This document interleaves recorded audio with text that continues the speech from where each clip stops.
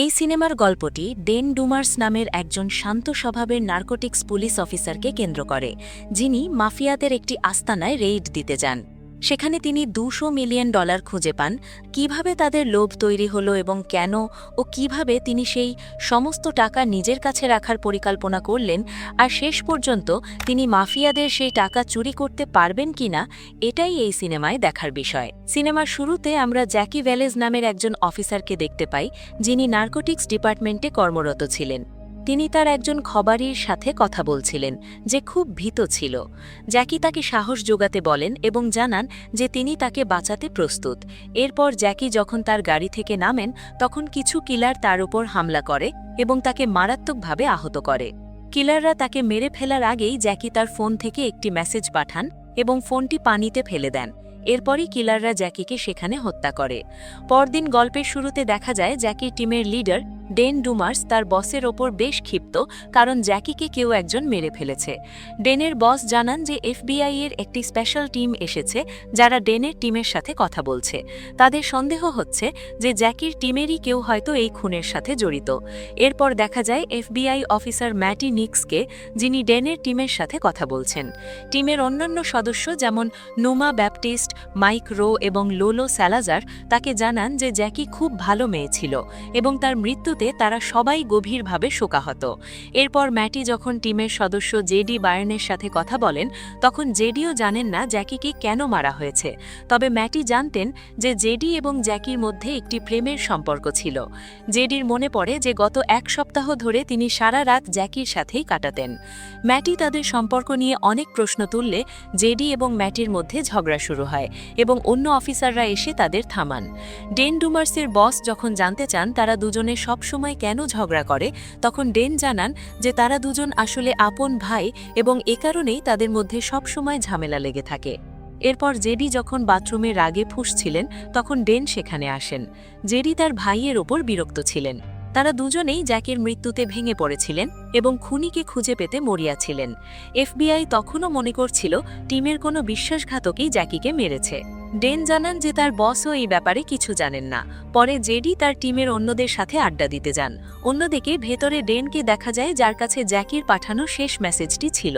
সেই মেসেজে জ্যাকি একটি বাড়ির ঠিকানা দিয়ে সেখানে প্রচুর নগদ টাকা থাকার টিপস দিয়েছিলেন। এরই মধ্যে DEA অফিসার কাইল তার টিম নিয়ে সেখানে আসেন। কাইল এবং তার টিম জেডিদের টিমের খুব ঘনিষ্ঠ ছিল এবং তারা আগে অনেক বড় বড় মাফিয়াকে ধরেছেন। ডেন সবার সাথে দেখা করে জানান যে তিনি একটি টিপস পেয়েছেন এবং তাদের একটি বাড়িতে রেইড দিতে যেতে হবে। যাওয়ার পথে ডেন টিমের সবাইকে টাকার আলাদা আলাদা অঙ্ক বলেন। তিনি মাইক রোকে বলেন সেখানে $5 লাখ থাকতে পারে, জেডিকে বলেন $3 লাখ এবং লোলো স্যালাজারকে বলেন $75,000 থাকতে পারে। তারা সেই বাড়িতে পৌঁছানোর পর ডেসি মলিনা নামের এক তরুণীর দেখা পান। ডেন তাকে ওয়ারেন্ট দেখান এবং তারা বাড়িতে ঢুকে তল্লাশি শুরু করেন। তাদের স্নিফার ডগটি বাড়ির চিলিকোঠায় লোকানো টাকার সন্ধান পেয়ে যায়। ডেন যখন ডেসির কাছে টাকার বিষয়ে জানতে চান, তখন ডেসি বলেন যে তিনি এই টাকার ব্যাপারে কিছুই জানেন না। টাকা পাওয়ার পর জেডি এবং ডেন বাড়ির ওপরে যান এবং সেখানে তারা অনেকগুলো ড্রাম খুঁজে পান, যেগুলোর ভেতরে টাকা লুকানো ছিল। তারা দুজন এই বিষয়ে ডেসিকে সত্যি কথা বলতে বলেন। ডেসি জানান যে তিনি এই বাড়িতে তার দাদির সাথে থাকতেন। দাদির চিকিৎসার জন্যই তিনি এখানে এসেছিলেন, কিন্তু 3 মাস আগে তার দাদি মারা যান। এছাড়া তিনি আর কিছুই জানেন না। কিন্তু ডেনের সন্দেহ ছিল যে ডেসি মাফিয়াদের এই টাকার ব্যাপারে অবশ্যই কিছু জানেন। ডেসি আবারও অস্বীকার করেন। ডেন এবং জেডি জানান যে এই এলাকার সব বাড়ি মাফিয়ারা কিনে রেখেছে এবং তারা নিশ্চিত ছিলেন যে এখানে টাকা পাওয়াই যাবে। ডেসির কাছে তখন ডেন এবং জেডিকে বিশ্বাসঘাতক মনে হচ্ছিল। তিনি ডেনের হাতে দুটি অদ্ভুত ট্যাটু দেখে সেগুলোর মানে জানতে চান। ডেন জানান যে এটি একটি প্রশ্ন এবং উত্তরের মতো। একটির মানে হলো আমরা কি ভালো অফিসার, এবং অন্যটির উত্তর হলো হ্যাঁ, আমরা ভালো অফিসার। এরপর তারা ড্রামগুলো বের করে আনেন এবং একটি ড্রামের ভেতরেই প্রায় $1.4 মিলিয়ন নগদ পান। সেখানে এরকম মোট 14টি ড্রাম ছিল, যার মানে সব মিলিয়ে প্রায় $20 বিলিয়ন ভাগতে পারে। ডেন বলেন যে তারা এর আগে এত বড় রেইড কখনো দেননি। রেইডের একটি নিয়ম হলো যেখানে টাকা পাওয়া যায় সেখানেই সেগুলো গুনে তার সঠিক হিসেব দেওয়ার নিয়ম পালন করতে হবে। তাই ডেন নির্দেশ দেন টাকাগুলো ওখানেই গুনে তার সঠিক হিসেব দিতে এবং টিমের সবার ফোন তার কাছে জমা দিতে। এতে সবাই কিছুটা বিরক্ত হলেও ডেনের কাছে ফোন জমা দেন। ডেন ড্রামগুলো নিচে নামিয়ে আনেন এবং নুমা এবং লোলোকে টাকাগুলো গুনতে বলেন। মাইক রোকে বাইরে নজর রাখার দায়িত্ব দেওয়া হয়। জেডি বলেন যে রাত অনেক হয়েছে এবং টাকার পরিমাণও অনেক বেশি, তাই দ্রুত এখান থেকে বের হওয়া উচিত। কিন্তু ডেন জেদ ধরেন যে টাকা যেখান থেকে পাওয়া গেছে সেখানেই গুনে তার সঠিক হিসেব দেওয়ার নিয়ম পালন করতে হবে। ডেন আরও জানান যে তারা এখনই এই বিষয়ে তাদের বসকে কিছু জানাবেন না। জেডি তখন বলেন যে জ্যাকি তাকে বলেছিল যে সে একটি বড় টিপস পেতে যাচ্ছে এবং সম্ভবত এটাই সেই টিপস। ডেন বলেন যে তাতে তার কিছু যায় আসে না, আগে এখানকার পরিস্থিতি সামাল দিতে হবে। কিছুক্ষণ পর মাইক রো জানান যে বাইরে পুলিশের গাড়ি এসেছে। ডেন এবং জেডি বাইরে গিয়ে অফিসারদের কাছে তাদের আসার কারণ জানতে চান। তারা জানান যে তাদের টিম এখানে রেইড দিচ্ছে, কিন্তু ওই অফিসাররা বলেন যে রেইডের ব্যাপারে তাদের কোনো তথ্য দেওয়া হয়নি। ডেন এবং জেডি তাদের ওপর রেগে যান কারণ তারা বুঝতে পেরেছিলেন ওই অফিসাররা নিচু পদের এবং তাদের মধ্যে একজন তো সাময়িকভাবে বরখাস্ত ছিল। এটা শুনেই অফিসাররা সেখান থেকে পালিয়ে যায়। ডেন এবং জেডি বুঝতে পারেন যে কিছু একটা বড় ঝামেলা আছে। তারা জানতেন যে ওই অফিসাররা যদি টাকার কথা জেনে যায় তবে তারা হামলাও করতে পারে, তাই তারা সবাইকে সতর্ক থাকার নির্দেশ দেন। ডেন এবং জেডি ভেতরে এসে সবাইকে গান এবং বুলেট প্রুফ জ্যাকেট পরে তৈরি হতে বলেন। তারা ডেসিকে বেঁধে রেখেছিলেন এবং ডেসি খুব ক্ষিপ্ত ছিলেন। এদিকে বাইরে মাইক রোকে দেখা যায় তার অন্য আরেকটি ফোন বের করে তার আসল চিফকে মেসেজ করতে যে তারা জ্যাকপট পেয়েছে, কিন্তু পরিস্থিতি খারাপ হতে পারে। এরপর ডেন আবার ডেসিকে জিজ্ঞাসাবাদ শুরু করেন। ডেসি জানান যে দুজন লোক এখানে এসে টাকাগুলো রেখে গিয়েছিল এবং তারা বলেছিল যদি কেউ আসে তাহলে তাকে বলা হয় তার যতটুকু প্রয়োজন টাকা নিয়ে চলে যেতে, কারণ তাদের কাছে টাকার চেয়ে অন্য কিছু বেশি গুরুত্বপূর্ণ ছিল। কথা বলার সময় ডেসি ডেনের ফোনে তার ছেলের ছবি দেখেন এবং জানতে চান এটি কে।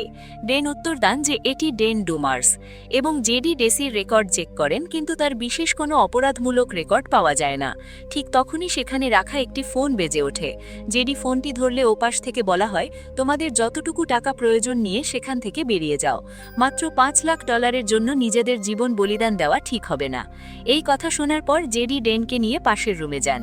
জেডি বেশ ক্ষিপ্ত ছিলেন কারণ ডেন তাকে বলেছিল $3 লাখ পাওয়ার টিপস ছিল, কিন্তু ফোনে ওপাশ থেকে $5 লাখ কথা বলা হয়েছে।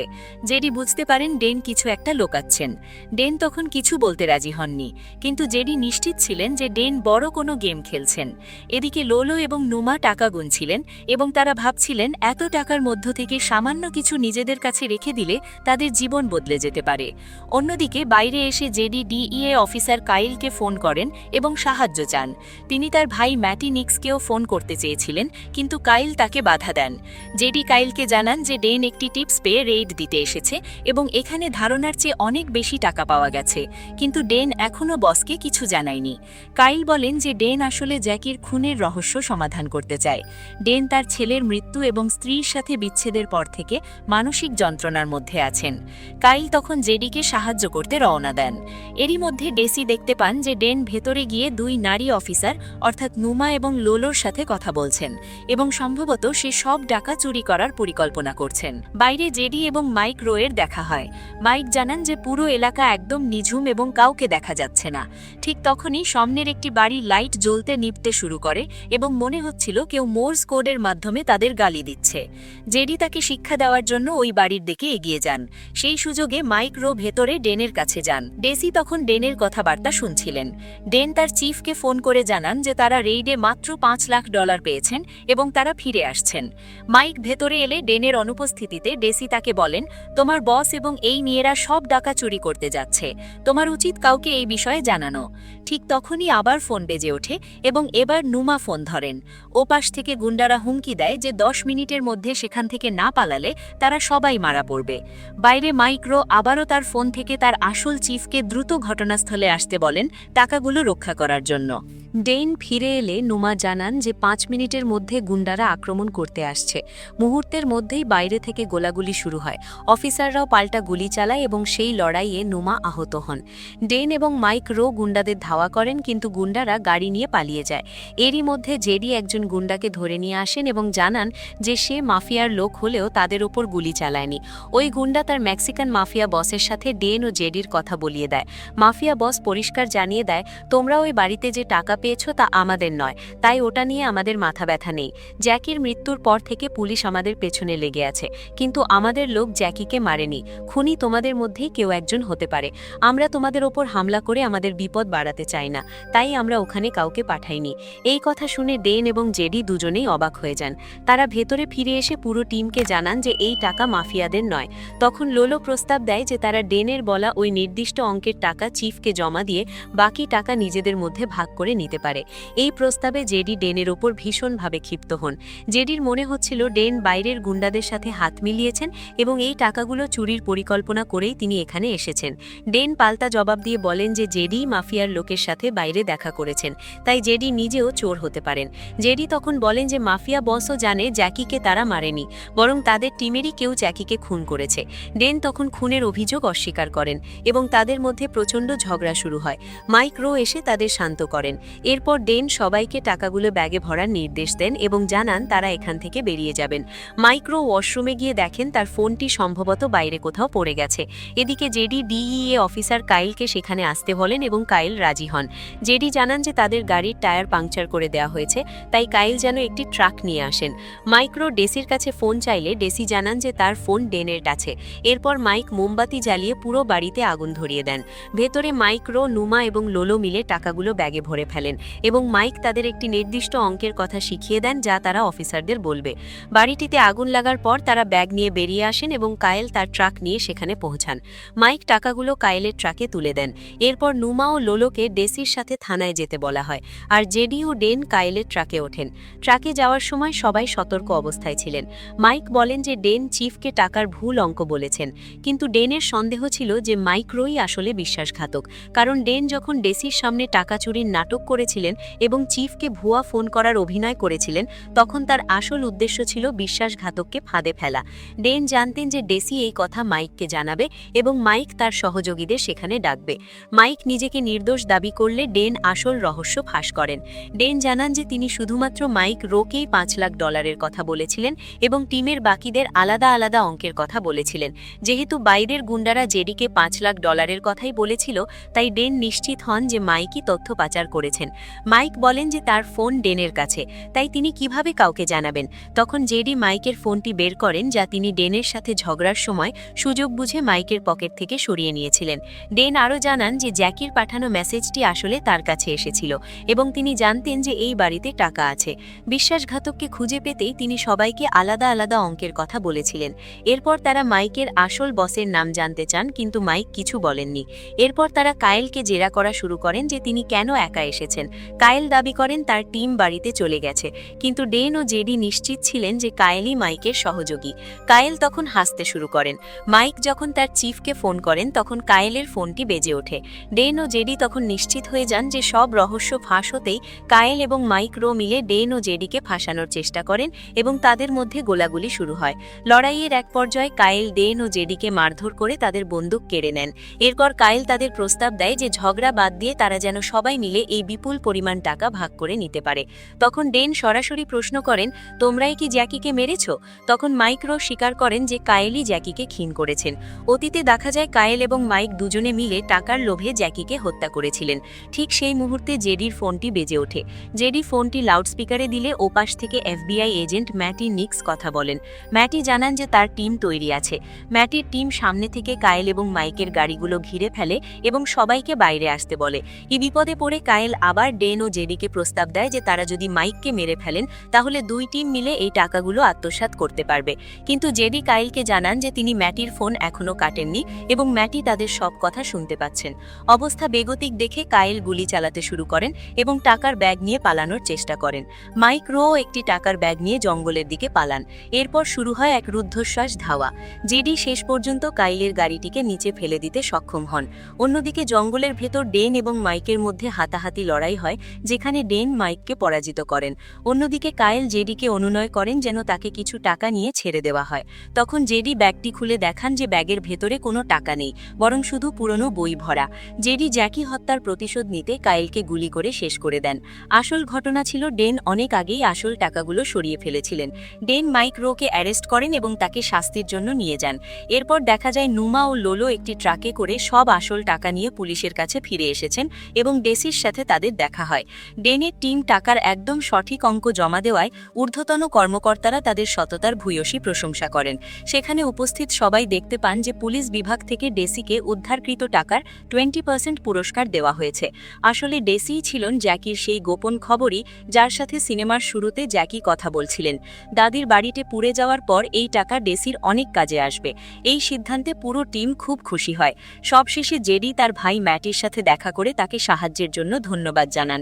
দুই ভাই একসাথে কাজ করে বেশ তৃপ্ত ছিলেন। ডেসি এসে ডেনকে ধন্যবাদ জানান। ডেন জানতেন যে ডেসি আসলে মাইককে সব সত্যি কথা বলে দেবে, ফাঁদে ফেলার জন্য, কারণ ডেসি মনে প্রাণে একজন ভালো মানুষ ছিলেন। ডেন আগে থেকেই বুঝতে পেরেছিলেন যে ডেসির মাধ্যমেই জ্যাকি খবরাখবর পেতেন। জ্যাকি মারা যাওয়ার খবর শুনে ডেসিও খুব মর্মাহত হন।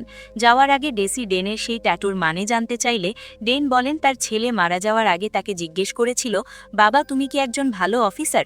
তখন তিনি তাকে কথা দিয়েছিলেন যে তিনি একজন সৎ ও ভালো অফিসার হবেন, আর এটাই ছিল তার ট্যাটুর আসল রহস্য। ডেন ডেসিকে সব বিপদ থেকে দূরে থাকার পরামর্শ দেন। সিনেমার একদম শেষ দৃশ্যে দেখা যায় যে ডেন ও জেডি একসাথে বসে ড্রিঙ্ক করতে করতে সূর্যোদয় উপভোগ করছেন। এভাবেই 2026 সালের এই দুর্দান্ত ক্রাইম থ্রিলার মুভিটি শেষ হয়।